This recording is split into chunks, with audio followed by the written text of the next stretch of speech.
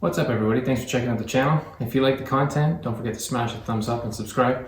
But we've got a little funny little detail here. So we've got this spot here that I've got to deal with, and I need a 4-inch hole for my pot light. This is a low voltage wire from the pot light transformer, and you need a hole saw, right, to cut this hole. So because I don't have my center and I can't really put this in the right spot, my bit's gonna wander around and it'll probably turn this to Swiss cheese. So I've got a little trick to make this hole, so let me show you.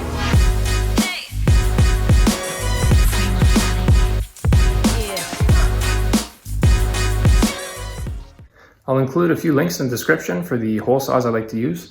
These things are amazing. They'll be in the description. So I've got this offcut of drywall. I got my hole saw, and I'm gonna show you what I do. So I'm just gonna poke a hole in it with the hole saw that we're gonna use for the pot light. So let's go. So I've got a hole. So next step is you wanna screw this to the ceiling temporarily.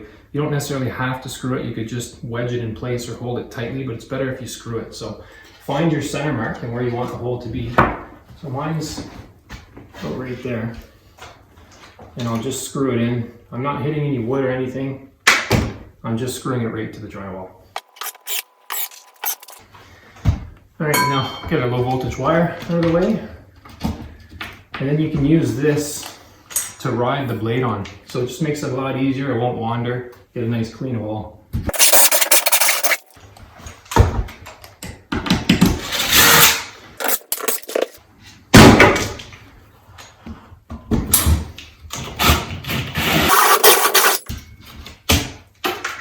And there you go. So you get your wire here, you make your connection, and that's it. So it makes it it guarantees that you won't scar up your ceiling with the hole saw, because it can wander and take off, and you can have a nice big scar in any direction. So anyway, if you like the content, smash that thumbs up, subscribe to the channel. See you guys on the next one.